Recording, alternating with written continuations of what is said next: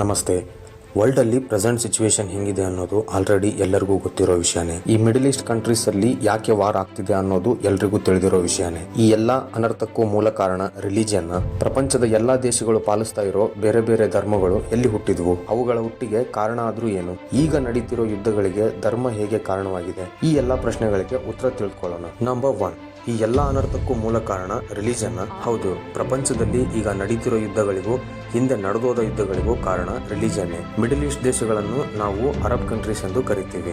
ಯಾಕಂದ್ರೆ middle East ಅಲ್ಲಿರೋ 80% ದೇಶಗಳು ಇಸ್ಲಾಂ ಧರ್ಮವನ್ನೇ ಪಾಲಿಸ್ತಿದ್ದಾವೆ. ಆದ್ರೂ ಇವತ್ತು ಇಸ್ಲಾಂನ ಪಾಲಿಸ್ತಿರೋ ದೇಶಗಳಲ್ಲೇ ಯುದ್ಧ ಆರಂಭವಾಗಿದೆ. ಒಬ್ಬರಿಗೆ ಇಸ್ಲಾಂ ದೇಶ ಅಂದ್ರೆ ಎಲ್ಲರೂ ಕಟ್ಟುನಿಟ್ಟಾಗಿ ಇಸ್ಲಾಂ ಸಂಪ್ರದಾಯವನ್ನೇ ಪಾಲಿಸಬೇಕು ಎಂದು, ಇನ್ನೊಬ್ಬರಿಗೆ ನಾವು ಇಸ್ಲಾಂನ ಪಾಲಿಸ್ತೀವಿ ಆದ್ರೆ ನೀವು ಹೇಳೋ ರೀತಿಯಲ್ಲ, ನಮಗ್ ತಿಳಿದಿರೋ ರೀತಿಯಲ್ಲಿ ಎಂದು. ಈಗಾಗಲೇ ನಮಗೆ ತಿಳಿದಿರೋ ಹಾಗೆ ಇಸ್ಲಾಂನಲ್ಲಿ ಸುನ್ನಿ ಮತ್ತು ಶಿಯಾ ಎಂಬ 2 ವರ್ಗಗಳಿವೆ. 2 ವರ್ಗನು ಇಸ್ಲಾಮನ್ನೇ ರೆಪ್ರೆಸೆಂಟ್ ಮಾಡಿದ್ರು. ಅವೆರಡು ವರ್ಗನು ಬದ್ಧ ಶತ್ರುಗಳಂತಿದೆ. ಫಾರ್ ಸಪೋಸ್ ಮಿಡಲ್ ಈಸ್ಟ್ ಅಲ್ಲಿ 2 ದೊಡ್ಡ ದೇಶಗಳೆಂದ್ರೆ ಒಂದು ಇರಾನ್ ಮತ್ತೊಂದು ಸೌದಿ ಅರೇಬಿಯಾ. ಸೌದಿ ಅರೇಬಿಯಾ ದೇಶ ಸುನ್ನಿ ವರ್ಗದವರಾದ್ರೆ ಇರಾನ್ ದೇಶ ಶಿಯಾ ಮುಸ್ಲಿಮರಿಂದ ತುಂಬೋಗಿದೆ. ಈ ಶಿಯಾ ಗುಂಪು ದೇಶದ ಎಲ್ಲಾ ಪ್ರಜೆಗಳು ಕಟ್ಟುನಿಟ್ಟಾಗಿ ಇಸ್ಲಾಂನ ಅನುಸರಿಸಲೇಬೇಕು ಎಂದು ಹೇಳ್ತಾರೆ. ಅದು ಹೇಗೆಂದ್ರೆ ಹೆಣ್ಣು ಮಕ್ಕಳಿಗೆ ವಿದ್ಯಾಭ್ಯಾಸ ಇಲ್ಲ ಎಂದು, ಅವರು ಯಾವಾಗ್ಲೂ ಬುರ್ಕಾ ಹಾಕ್ಲೇಬೇಕೆಂದು, ಗಂಡಸರು ಏನ್ ಹೇಳಿದ್ರು ತಲೆ ಬಾಗ್ಲೇಬೇಕೆಂದು, ಹೀಗೆ ನಾನಾ ರೀತಿಯ ರೆಗ್ಯುಲೇಷನ್ಸ್ ನ ಫಾಲೋ ಮಾಡಲೇಬೇಕೆಂಬ ಸಿದ್ಧಾಂತದಿಂದ ಇದೆ. ಆಕ್ಚುಲಿ ಇರಾನ್ ಹಾಕಿರೋ ಈ ರೂಲ್ಸ್ ಗಳಿಗೆ ಇರಾನ್ ಪ್ರಜೆಗಳಿಂದಾನೇ ವಿರೋಧ ಇದೆ. ಆದ್ರೂ ಇರಾನ್ ಸರ್ಕಾರ ತನ್ನ ಸಿದ್ಧಾಂತವನ್ನು ಬಿಡದೆ ಪಾಲಿಸ್ತಾ ಇದೆ. ಅಂತ ಇರಾನ್ ನ ಅಧಿಪತಿಯಾದ ಖಮನೈನ ಕುಟುಂಬ ಸಮೇತರಾಗಿ ಕೊಂದು ಹಾಕಿದ್ದಾರೆ. ಅವರವರ ಆಧಿಪತ್ಯವನ್ನು ಕಾಪಾಡಿಕೊಳ್ಳಲು ಉಳಿದ ಮಿಡಲ್ ಈಸ್ಟ್ ದೇಶಗಳು USA ಮತ್ತು ಇಸ್ರೇಲ್ ನ ಮೊರೆ ಹೋಗುತ್ತಿದ್ದಾರೆ. ನಂಬರ್ 2, ಪ್ರಪಂಚದ ಎಲ್ಲಾ ದೇಶಗಳು ಪಾಲಿಸ್ತಿರೋ ಅವರವರ ಮತಗಳು ಎಲ್ಲಿ ಹುಟ್ಟಿದ್ವು? ಈ ಪ್ರಪಂಚದಲ್ಲಿ 10,000 ಮತಗಳಿದಾವೆ. ಅದರಲ್ಲಿ 9,995 ಮತಗಳು 99% ಅಷ್ಟು ಸತ್ತೋಗಿದಾವೆ. ಉಳಿದ 5 ಪ್ರಬಲ ಮತಗಳೆಂದರೆ ಹಿಂದೂ, ಮುಸ್ಲಿಂ, ಕ್ರಿಶ್ಚಿಯನ್, ಬುದ್ಧಿಸಂ, ಸಿಖಿಸಂ. ಈ ಎಲ್ಲಾ ಮತಗಳು ಪ್ರಪಂಚದ ಎಲ್ಲಾ ದೇಶಗಳಲ್ಲೂ ಇದಾವೆ. ಆದ್ರೆ ಈ ಎಲ್ಲಾ ಧರ್ಮಗಳು ಹುಟ್ಟಿದ್ದು ಪ್ರಪಂಚದ ಒಂದೇ ಒಂದು ಭಾಗದಲ್ಲಿ ಮಾತ್ರ, ಅದೇ ಏಷ್ಯಾದಲ್ಲಿ ಹುಟ್ಟಿರೋ ಕ್ರಿಶ್ಚಿಯಾನಿಟಿ ವೆಸ್ಟರ್ನ್ ಕಂಟ್ರೀಸ್ ಎಲ್ಲವೂ ಪಾಲಿಸ್ತಿದ್ದಾರೆ.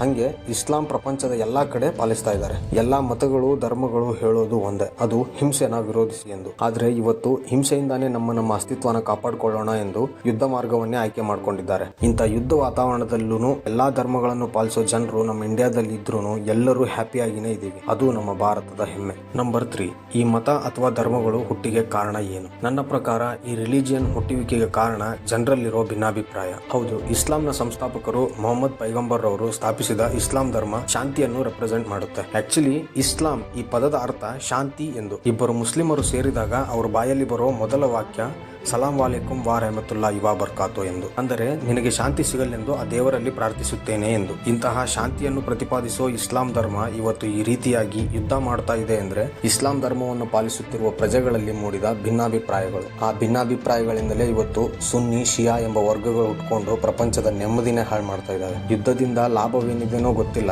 ಆದ್ರೆ ಯುದ್ಧದಿಂದಾದ ನಷ್ಟ ಮಾತ್ರ ಇಡೀ ಪ್ರಪಂಚನೇ ಅನುಭವಿಸಬೇಕು. ನಂಬರ್ 4, ಈಗ ನಡೀತಿರೋ ಯುದ್ಧಗಳಿಗೆ ಧರ್ಮ ಹೇಗೆ ಕಾರಣ? ಮಿಡಲ್ ಈಸ್ಟ್ ಕಂಟ್ರೀಸ್ ಅಲ್ಲಿರೋ ಎಲ್ಲಾ ಕಂಟ್ರೀಸ್ ಕೂಡ ಇಸ್ಲಾಂ ಧರ್ಮವನ್ನೇ ಫಾಲೋ ಮಾಡ್ತಿಲ್ಲ.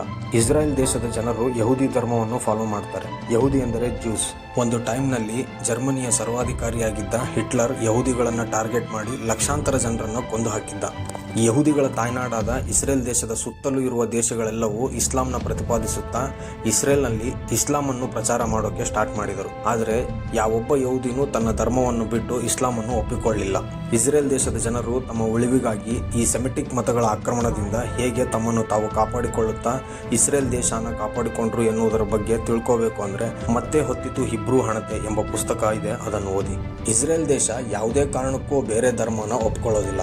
ಆದರೆ ಕ್ರಿಶ್ಚಿಯನ್ಗಳು ಆರಾಧಿಸೋ ಜೆರುಸಲೇಂ ಮತ್ತು ಇಸ್ಲಾಮಿಗರು ಆರಾಧಿಸೋ ಪ್ಯಾಲೆಸ್ತೇನ್ ಹಾಗೂ ಗಾಜಾದ ಮಧ್ಯೆ ಇಸ್ರೇಲ್ ದೇಶ ಇದೆ. ಒಮ್ಮೆ ಯೋಚನೆ ಮಾಡಿ, ದೇಶದ ಸುತ್ತ ಬೇರೆ ಬೇರೆ ಧರ್ಮಗಳಿದ್ದರೂ ಇಸ್ರೇಲ್ ಮಾತ್ರ ಇದುವರೆಗೂ ಯಾವ ಧರ್ಮನೂ ಒಪ್ಕೊಂಡಿಲ್ಲ ಅಂದ್ರೆ ಅವರಿಗೆ ದೇಶ ಧರ್ಮ ಎಂದ್ರೆ ಎಷ್ಟರ ಮಟ್ಟಿಗೆ ಭಕ್ತಿ ಇದೆ ಅಂತ.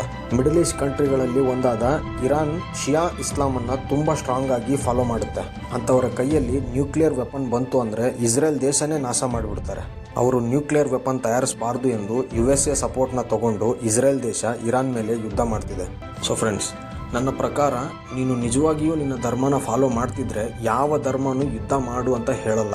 ನೀನು ಯುದ್ಧನ ಮಾಡ್ತಾ ನಾನು ಇಸ್ಲಾಂ, ನಾನು ಕ್ರಿಶ್ಚಿಯನ್ ಅಂತ ಹೇಳೋಕೆ ನಿನಗೆ ಯಾವ ಹಕ್ಕಿದೆ? ನಿಜವಾಗ್ಲೂ ಇಸ್ಲಾಂನ ಅರ್ಥ ಮಾಡಿಕೊಂಡವರು ಪಾಲಿಸೋರು ಯಾರೂ ಸಹ ಪರಧರ್ಮನ ವಿರೋಧಿಸಲ್ಲ. ವಿರೋಧ ಮಾಡಿದರೆ ಅವನು ಮುಸ್ಲಿಮೇ ಅಲ್ಲ. ಈ ತರ ವೈಲೆನ್ಸ್ ಮೆಂಟಾಲಿಟಿ ಇರೋರು ಕೇವಲ ಇಸ್ಲಾಮಲ್ಲಿ ಮಾತ್ರ ಅಲ್ಲ, ಎಲ್ಲ ಧರ್ಮದಲ್ಲೂ ಇದ್ದಾರೆ. ಧರ್ಮದ ಪರ ಹೋರಾಡ್ತೀವಿ ಅಂತ ಧರ್ಮದ ಹೆಸರು ಹೇಳ್ಕೊಂಡು ಸ್ವಲಾಭಕ್ಕಾಗಿ ಧರ್ಮನ ಬಳಸ್ಕೊಳೋರು ನಮ್ಮ ಸುತ್ತಮುತ್ತಲೂ ಇದ್ದಾರೆ. ಅಂಥವ್ರ ಹತ್ರ ಸ್ವಲ್ಪ ಹುಷಾರಾಗಿರಿ. ನಿನ್ನ ಧರ್ಮನ ಪೂಜಿಸು, ಪರಧರ್ಮನ ಗೌರವಿಸು. ಇದನ್ನು ಅರ್ಥ ಮಾಡಿಕೊಂಡು ಜೀವನ ಸಾಗಿಸು. ನನ್ನ ಎಕ್ಸ್ಪ್ಲನೇಷನ್ ನಿಮ್ಗೆ ಇಷ್ಟ ಆದರೆ ಲೈಕ್ ಮಾಡಿ, ಚಾನಲ್ನ ಸಬ್ಸ್ಕ್ರೈಬ್ ಮಾಡಿ. Thank you.